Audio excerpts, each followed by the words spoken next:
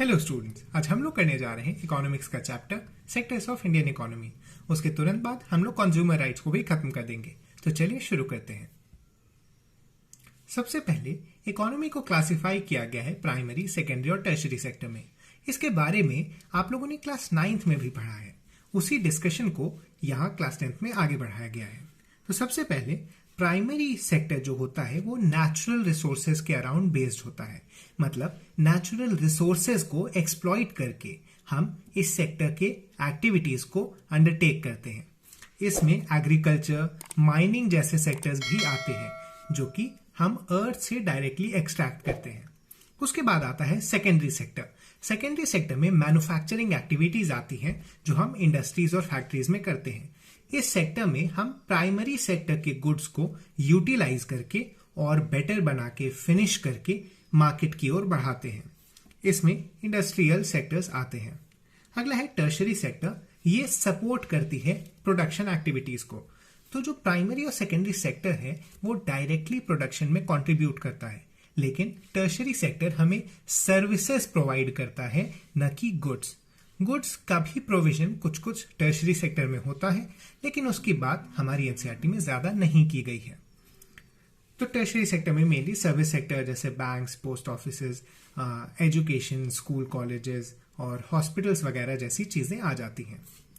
उसके बाद है the value of final goods and services produced in each sector during a particular year provides the total production of sector for that year. और तीनों sector के जब इस production को हम कैलकुलेट करते हैं, जब हम इन तीनों का सम लेते हैं, तो हमें जीडीपी मतलब gross domestic product of a country मिलता है। तो जीडीपी के बारे में थोड़ा और बात कर लेते हैं। पहले जीडीपी कैलकुलेशन के लिए हमें सिर्फ एक बार ही उस प्रोडक्शन के प्रोसेस को मेजर करना होता है।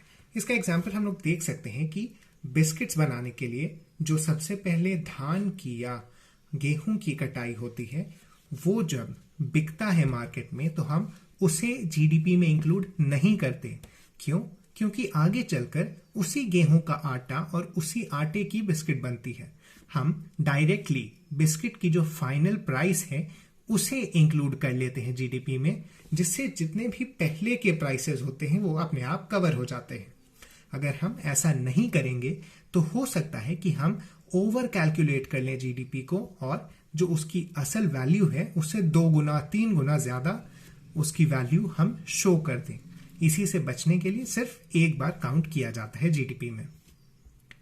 तो सबसे पहले प्राइमरी सेक्टर, काफी समय पहले प्राइमरी सेक्टर ही सबसे इंपॉर्टेंट सेक्टर हुआ करता था।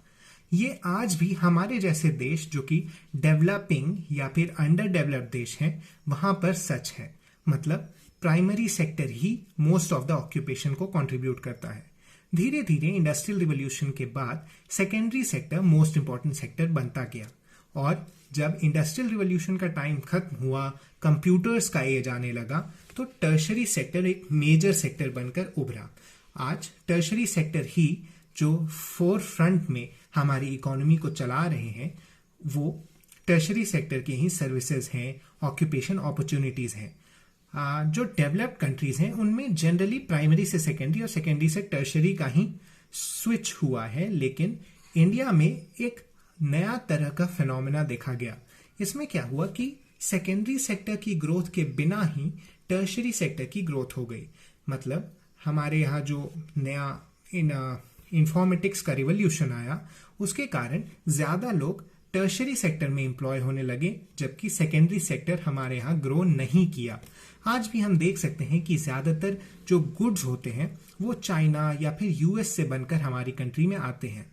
हमारी कंट्री जनरली सर्विसेज प्रोवाइड करती हैं, जिसके कारण कई सारे सिटीज, बेंगलुरु और हैदराबाद जैसे सर्विस प्रोवाइड करने के ही अराउंड उठकर आए हैं, उभर कर आए हैं। अब बात करते हैं 3 sectors in India. Tertiary sector important क्यों बना इंडिया में, उसके कारण है बेसिक सर्विसेज रिक्वायर्ड। मतलब जो बेसिक सर्विसेज आज की जमाने में देखा जाता है, एजुकेशन, हेल्थ केयर जैसी चीजों को, इसे प्राइमरी सेक्टर नहीं प्रोवाइड करता। सेकेंडरी सेक्टर भी इन सर्विसेज को प्रोवाइड नहीं करता है। ये सर्विसेज सिर्फ टर्शरी सेक्टर ही प्रोवाइड कर सकती है। मतलब हेल्थ केयर और एजुकेशन जैसी चीजें टर्शरी सेक्टर के ही अंडर आती हैं, इसीलिए आज टर्शरी सेक्टर का इतना ग्रोथ देखने को मिला है। Development of agriculture and industry leads to development of services. तो जैसे जैसे एग्रीकल्चर इंडस्ट्रीज बढ़ती हैं, टर्शरी सेक्टर की वैल्यू भी बढ़ने लगती है। लोग ज्यादा कमाने लगते हैं, जिसके कारण उन्हें ज्यादा खर्च करने के जरिए चाहिए होते हैं। आप सोच सकते हैं कि अगर किसी कंट्री में एग्रीकल्चर और इंडस्ट्री ही डेवलप नहीं है तो वहां क्या ही इंटरनेट का यूज होगा या फिर एजुकेशन को कैसे ही बढ़ावा मिलेगा। इसीलिए हम देख सकते हैं कि जैसे जैसे एग्रीकल्चर और इंडस्ट्री से लोग अमीर होते जाते हैं, वैसे वैसे टर्शरी सेक्टर की भी ग्रोथ बढ़ती जाती है। इसी पॉइंट को अगले में भी हमने डिस्कस किया है कि जैसे जैसे इनकम बढ़ती है, लोगों को और ज्यादा सर्विसेज चाहिए होती हैं, जिसे टर्शरी सेक्टर ही फुलफिल कर सकता है। उसके बाद इंफॉर्मेशन एंड कम्युनिकेशन टेक्नोलॉजी की ग्रोथ। तो कंप्यूटर्स के आने से टर्शरी सेक्टर को एक काफी बूस्ट मिला है।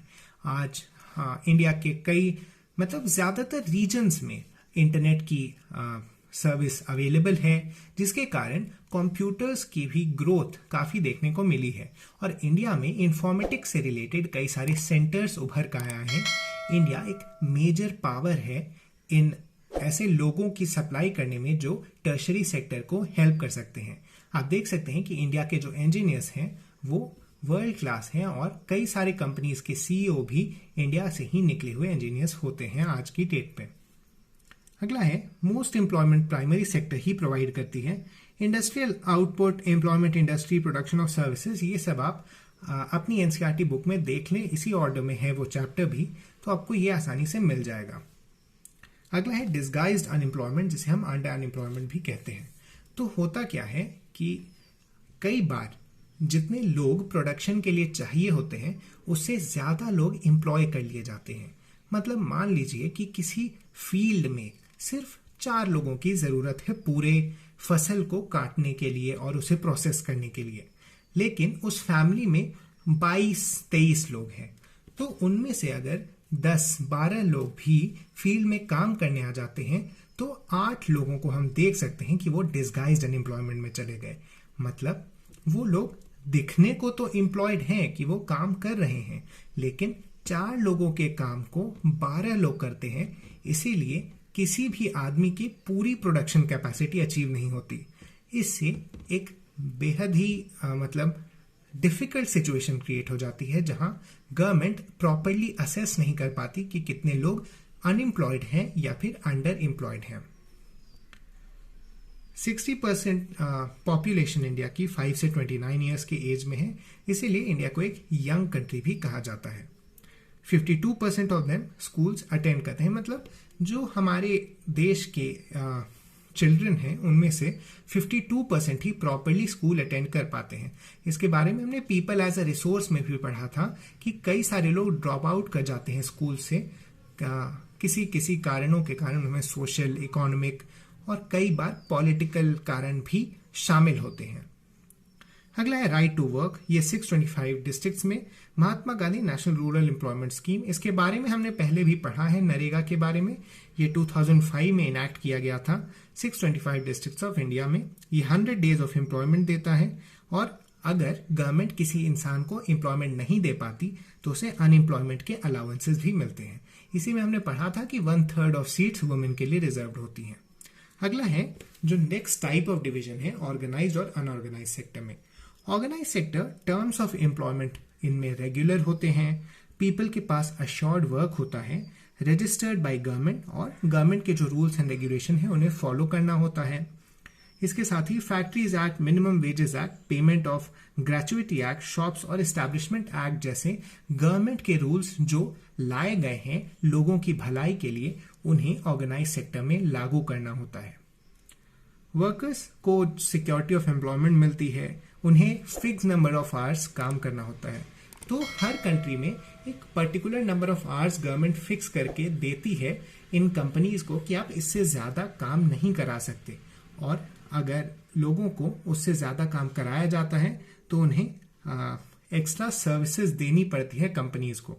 इसके साथ ही medical benefits, drinking water, safe working condition और पेंशन जैसी भी प्रोविजंस प्रोवाइड करनी होती है ऑर्गेनाइज सेक्टर की कंपनीज को। अगला है अनऑर्गेनाइज सेक्टर। अनऑर्गेनाइज सेक्टर में generally small scale shops, construction companies जो लोकल होती हैं वैसे वो सारी, और जो सर्विसेज प्रोवाइड करती हैं लोकल रीजन्स में, ऐसी कंपनीज आती हैं। ये गवर्नमेंट से रजिस्टर्ड नहीं होती और इनमें कोई भी रूल और रेगुलेशन फॉलो नहीं होता। इसीलिए गवर्नमेंट टारगेट करती है कि वो ऑर्गेनाइज सेक्टर को बढ़ाए और अनऑर्गेनाइज सेक्टर से लोगों को बाहर निकालने की कोशिश करे। और vulnerable people of unorganise sector में रूरल एरियाज में लैंडलेस एग्रीकल्चरल लेबरर्स, स्मॉल और मार्जिनल फार्मर्स, शेयर क्रॉपर्स और आर्टिजन्स आते हैं। ये 80% हाउस होल्ड जो रूरल रीजन की है वो लोग स्मॉल और मार्जिनल फार्मर्स के हैं, इसीलिए वल्नरेबिलिटी काफ़ी ज़्यादा हो जाती है उनकी अनऑर्गेनाइज सेक्टर में आने से। तो अनऑर्गेनाइज सेक्टर में एक्सप्लॉयटेशन काफ़ी ज़्यादा है और इसीलिए लोगों को काफ़ी दिक्कतें झेलनी पड़ती हैं। इसके बाद कैसे हम लोग अनऑर्गेनाइज सेक्टर को सपोर्ट कर सकते हैं, तो उसके बारे में क्रेडिट, स्टोरेज और मार्केट प्रोवाइड करके। अर्बन एरियाज में small scale industry workers, casual workers, street vendors और रैग पिकर्स आते हैं अनऑर्गेनाइज सेक्टर में।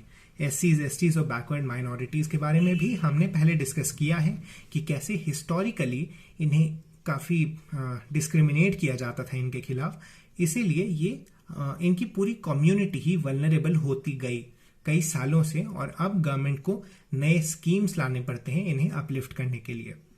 अगला है पब्लिक और private sector. Public sector government owned companies को कहा जाता है। ये रेलवे, पोस्ट ऑफिस और भी जैसे सीसीएल जैसी कंपनीज जो होती हैं ये सब पब्लिक सेक्टर के अंडर आती हैं। ये मनी टैक्सेस के थ्रू लेते हैं, मतलब गवर्नमेंट इन्हें जो टैक्सेस कलेक्ट करती है उससे इनके फंड्स को एलोकेट करती है। Electricity provision, fair pricing, education और हेल्थ और सेफ ड्रिंकिंग वाटर जैसी जो प्रोविजंस होती हैं वो गवर्नमेंट प्रोवाइड करने की कोशिश करती है पब्लिक सेक्टर कंपनीज के थ्रू। अगला है प्राइवेट सेक्टर। तो एक मेजर डिफरेंस जो हम लोग देख सकते हैं पब्लिक और प्राइवेट सेक्टर के बीच वो है कि पब्लिक सेक्टर कंपनीज लोगों की भलाई के लिए ज्यादा काम करना चाहती है, जबकि प्राइवेट सेक्टर कंपनीज प्रॉफिट की ओर ज्यादा ध्यान देती है। प्राइवेट कंपनीज में आते हैं Reliance industries limited, Tata iron and steel company limited जैसे कंपनीज। इनके मोटिव होते हैं प्रॉफिट अर्न करना, जैसा मैंने आपको बताया। इसके साथ ही ये चैप्टर खत्म हुआ। अगला हम लोग जल्दी से कंज्यूमर राइट्स कवर कर लेते हैं। कंज्यूमर्स इंटरनेशनल 1985 में यूनाइटेड नेशंस के गाइडलाइंस के अंडर बना था। ये कंज्यूमर प्रोटेक्शन की ओर काफी सारे स्टेप्स लेता है और लोकल कंज्यूमर ऑर्गेनाइजेशंस बनाने के लिए भी जो लोकल गवर्नमेंट्स होती है उन्हें हेल्प करता है।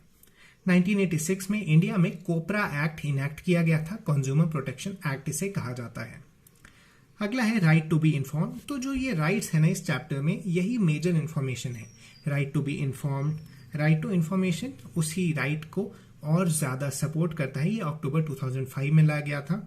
Right to choose, right to seek redressal, right to represent, और ये जो सारी राइट्स हैं इन्हें ही हम कंज्यूमर राइट्स के नाम से जानते हैं। मतलब ये राइट्स उन लोगों के लिए है जो मार्केट में खरीदारी करते हैं, जो खरीदार होते हैं।